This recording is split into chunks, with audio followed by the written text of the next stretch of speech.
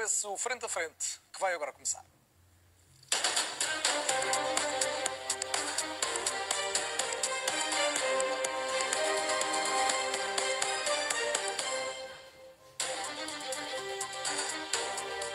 Boa noite mais uma vez e bem-vindos. Comigo em estúdio hoje Marisa Matias, 46 anos, socióloga e eurodeputada, candidata apoiada pelo Bloco de Esquerda, e Vitorino Silva, 49 anos, calceteiro e líder do Reagir, Incluir, Reciclar. Ambos se recandidatam, curiosamente, portanto já foram candidatos presidenciais em 2016. Na altura, Vitorino Silva foi o sexto mais votado, com 3,28% e cerca de 152 mil votos, enquanto Marisa Matias foi a terceira mais votada, acima de 10,1% e com uma votação a rondar em votos concretos os 470 mil. É a partir daí, seguramente, que vão defender estas candidaturas. Boa noite mais uma vez aos dois também. Bem-vindos, Marisa e Vitorino.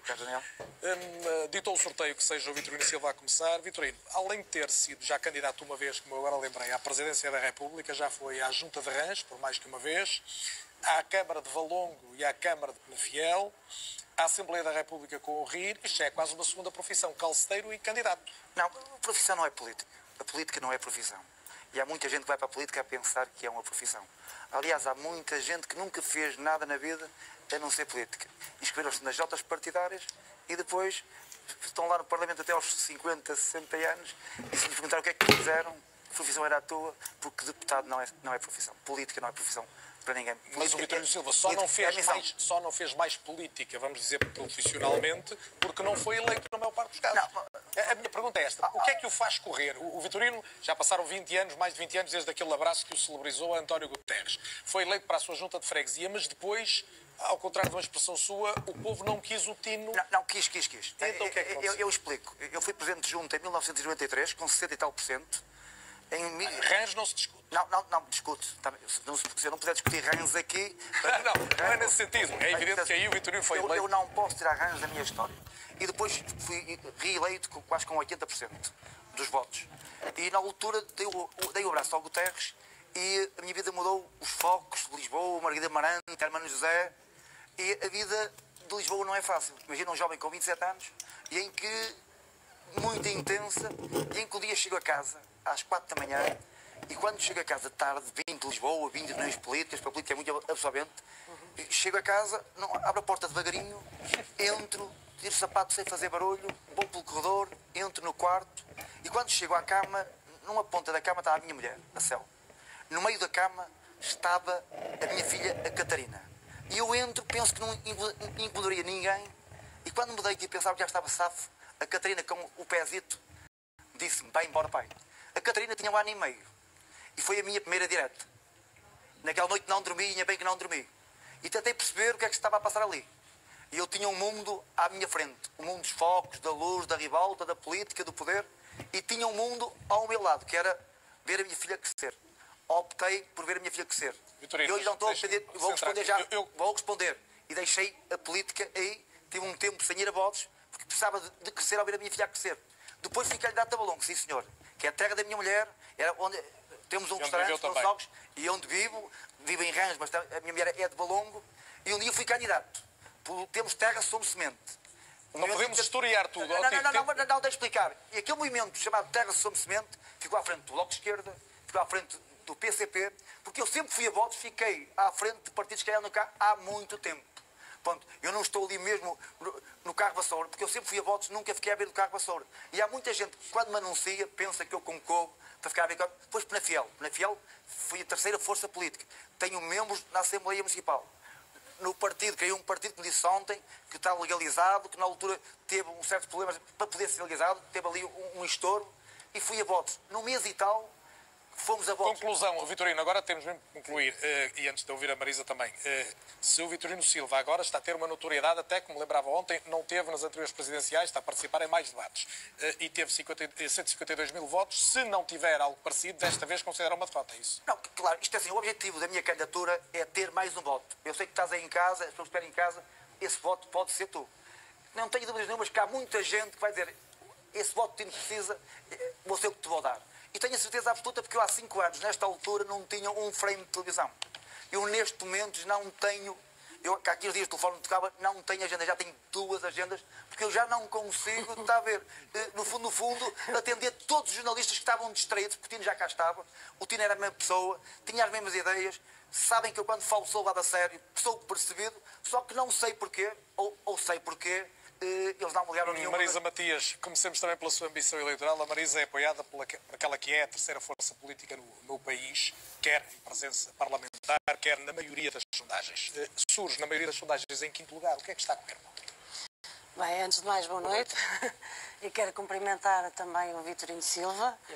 E aproveito também, deixe-me dizer, para cumprimentar a RTP, porque acho que é muito importante em democracia que os candidatos possam debater todos em condições de igualdade, como sempre defendi, e fico muito contente que a RTP tenha permitido que possamos ter estes debates. Acreditamos que era essa a nossa obrigação desde logo. Fico muito contente, eu quero dizer que os debates que faço na RTP é nas portas de fundos, é na RTP3. Eu não jogo na Liga dos nos campos. Se a RTP3 tem sinal aberto do país inteiro através do TDT, vale a pena mas dizer quero dizer que ontem o debate na RTP3 teve 300 mil pessoas, na altura em que estava aqui um homem que, à partida, ia ficar fora de jogo, e houve 300 mil pessoas, que não é normal. Em média, o que se mais ainda contactaram com o programa. Marisa, colocada essa nota. Mas o que é importante, sim, colocar esta nota, porque acho que de facto é muito importante, sempre defendi, acho que é um passo importante. Colocada essa nota. Em relação às sondagens, posso responder-lhe diretamente, eu não desvalorizo de nenhuma forma quem faz as sondagens, os profissionais que as realizam, mas eu há 5 anos, nesta altura, estava também nestas posições, tinha até resultados nas sondagens inferiores àqueles que aparecem neste momento, e acho que os resultados finais é aqueles que temos que avaliar. Eu há 5 anos, nesta altura, estava, sei lá, com 1/4 dos votos nas sondagens em relação a Maria de Belém, depois acabei por ficar muito à frente. Estava também atrás de outros candidatos e acabei... Portanto, eu sinceramente acho que o que é importante é que a gente perceba que estou aqui, e eu estou aqui, e qualquer um dos candidatos e das candidatas está com o programa, e estou com o programa e apresento-me a estas eleições para, de facto, trazer uma resposta à crise. É para isso que eu me apresento. É em relação a isso que me meço. Marisa, mas deixe-me só, a propósito disso, há 5 anos a Marisa era uma novidade também enquanto candidata presidencial. Entretanto, gosto de uma candidatura ao Parlamento Europeu, volta a ser candidata presidencial. Já era eurodeputada, mas foi cabeça de lista. Isto não significa que há aqui apostar dos partidos sempre nos mesmos rostos, que é algo que se critica tantas vezes, não surgirem novas figuras na política, não sente que está a contribuir nesse sentido para uma política que não surpreende e que não consegue atrair novos eleitores? Não, eu acho que isso é, infelizmente, e aí posso estar de acordo consigo, é infelizmente uma prática muito cotidiana neste país. Agora, olhar para mim e colocar essa questão, quando nós temos no exercício do poder e das principais funções do Estado pessoas que já foram candidatos a tudo, já tiveram desempenho em tudo ao longo de uma vida inteira, eu estou a exercer funções políticas há 10 anos, não pretendo exercer nestes cargos de representação a outros toda a minha vida. Eu comecei a trabalhar com 16 anos e quando cheguei ao Parlamento Europeu já tinha 34 anos, ou seja, não estamos a falar de eu estar a fazer isto durante a minha vida toda. Em relação, se falarmos Primeiro-Ministro, Presidente da República, Presidente da Assembleia, pode-se numerar toda a gente. Eu não vejo nenhum ataque a Marcelo Rebelo de Sousa. Mas isto não foi nenhum ataque, foi uma pergunta. Não, eu sei, mas o que eu estou a dizer é que eu não estou a dizer que o seu caso é um ataque, mas muitas vezes é isso que acontece. Obviamente não posso concordar com isso. Mas não sente que pode ser penalizada por não representar essa novidade? Eu espero bem que as pessoas possam avaliar a minha candidatura com a informação que têm dessa candidatura. Esta é uma candidatura que se apresenta com um projeto claro de resposta à crise, uma candidatura que se apresenta para responder e fazer compreender que na Presidência da República pode estar alguém que impeça os bloqueios que temos tido em tantas áreas, como saúde, como o trabalho, já os referi, as questões relacionadas com o sistema bancário. Estamos a viver uma crise muito, muito concreta, com consequências muito graves para muitas pessoas. Olhe-se, por exemplo, para os trabalhadores e trabalhadoras do setor cultural, que estão desde março à espera de apoios que nunca mais cheguem, ou se pensarmos, por exemplo, nos 200 mil precários que foram os primeiros que a crise bateu à porta e ficaram sem emprego de um dia para o outro e sem rendimentos, e já estamos a falar há muitos meses, e são 200 mil pessoas, 200 mil precários que contribuem para o desenvolvimento económico de Portugal. Olhe-se, por exemplo, para as trabalhadoras das cantinas que estão sistematicamente na precariedade e sujeitas às empresas de trabalho temporário. O que eu acho que não falta são problemas, infelizmente, o que não falta são problemas e propostas para os resolver. E acredito, e tenho dito, que não penso que seja com a dupla dupla Marcelo Rebelo de Sousa e António Costa que esses bloqueios vão ser Vamos a ultrapassados. essas propostas. Eu diria que à esquerda dessa dupla, que acaba de citar, temos pelo menos 3 candidaturas. Mesmo Ana Gomes é claramente dentro do Partido Socialista alguém que pensa mais à esquerda. E ainda há pouco tive aqui neste lugar Ana Gomes e João Ferreira, que são as outras duas pessoas que, além da Marisa, corporizam em boa parte essa ideia de país e de projeto. Ambos falaram de uma convergência nas suas candidaturas. Ana Gomes que é uma convergência. Ontem, aliás, e é outra coisa que eu gostava que esclarecesse, disse que tinha havido até uma conversa Mas inicial. nunca foi sobre isso. Isso foi um equívoco que foi gerado. Nem a própria Ana Gomes alguma vez disse que falou comigo, ontem não referiu, que falou comigo para falarmos de uma candidatura única. Nós conversámos uma com a outra enquanto amigas que se falam e que conversam sobre estas coisas. Nunca o tema de Nunca a ideia de fundirem as candidaturas. Não, isso nunca foi um tema de conversa. E, portanto, eu acho que a própria Ana Gomes já hoje teve a Mas, oportunidade de entretanto, ela esclarecer disse também, como a Marisa ouviu, e hoje eu também a questionei sobre isso, que além do dia a seguir às eleições, de que a Marisa falava nesse debate ser muito importante, o dia anterior ainda podia ser o dia de convergência, ou seja, sugerindo, e ela não o negou aqui, que pudesse ainda haver um entendimento e uma quase fusão de candidaturas, e até abriu a porta ao próprio João Ferreira. Isso está completamente excluído do seu ponto de vista. Eu acho que nós não temos um excesso de candidaturas à esquerda nestas eleições presidenciais. Por acaso, se calhar, até temos um problema é com a demissão do partido do governo em não ter avançado para estas eleições. Portanto, nós não temos um excesso, temos um déficit. E por isso eu apresento-me como uma candidatura da esquerda e apresento-me, de facto, em semelhança, aliás, com o que aconteceu em 2015, e já tive a oportunidade de dizer isso, apresentei-me porque havia uma solução política, a geringonça, que era uma solução importante para o país e que precisava ter essa tradução na Presidência da República. Apresento-me neste momento e acredito que em condições muito diferentes e mais sólidas das outras candidaturas de esquerda, por muita simpatia que possa ter por elas. Mas a verdade é que eu apresento-me como a candidatura que, de facto, não só pode impedir esses bloqueios que temos tido por razões diversas, que não vou estar agora a explicar, mas que as pessoas percebem perfeitamente quais são as razões pelas quais eu tenho melhores condições do que isso. Apresento-me esta candidatura com esse programa e de tal forma ele é percebido que tenho apoios que vão muito para além da esfera do Bloco de Esquerda. Mas, Marisa, agora responda-me a isto. Se Marcelo Rebelo de Sousa for reeleito à primeira volta, a maior responsabilidade é do Partido Socialista, então?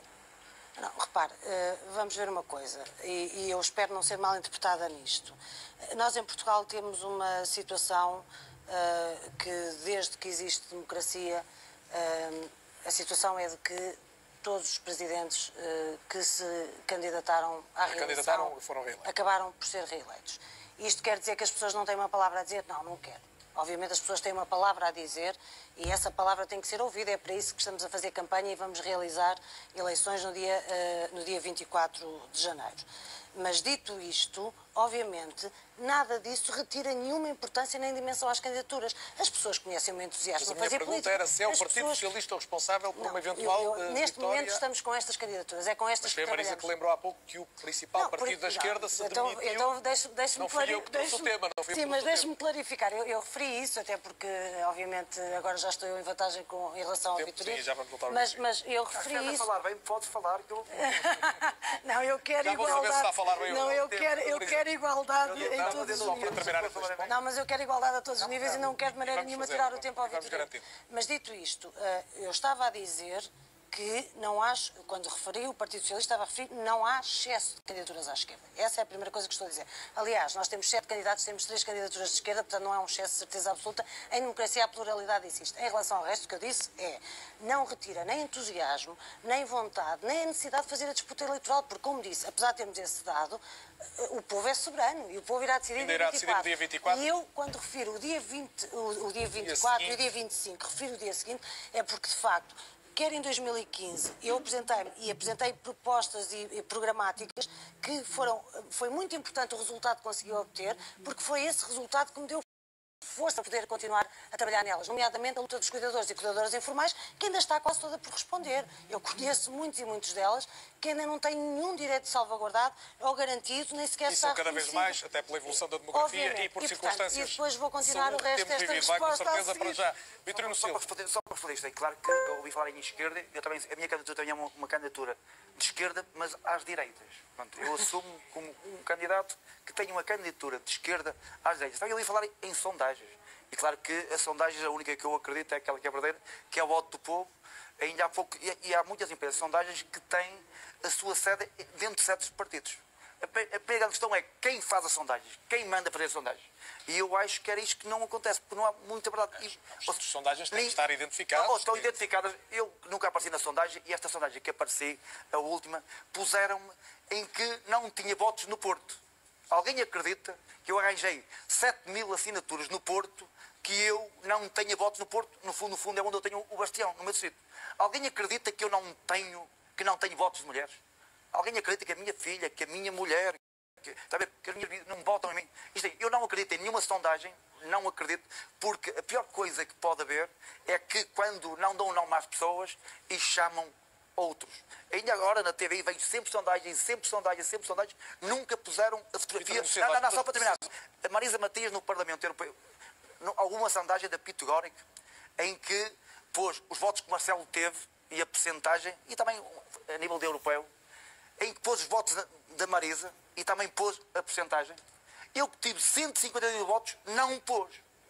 Tiveram vergonha, até porque há o boicote no MEI, em que tem os resultados de há 5 anos atrás, tem 9 candidaturas, o MEI tirou a minha fotografia, tirou o meu resultado. Vitorino, eu comecei por lembrar os 152 mil votos, não, mas os 3,28%, portanto essa nota já foi colocada logo no início do nosso debate. Eu queria saber o que é que considera que António Costa fez bem em não indicar um candidato, e se está mesmo convencido que ele fez isso também a pensar na sua candidatura? Não tenho dúvidas nenhumas. O António Costa sabe que precisava do Marcelo e o Marcelo precisava do António Costa. Andaram este tempo todo a embalar um ao outro. Já são grandes demais para se andarem a embalar. Embalaram-se porquê? Porque o Costa não queria deixar de ser primeiro-ministro e o Marcelo Rebelo de Sousa sabia que ia à segunda volta e precisava de apanhar o filão no fundo do Partido Socialista.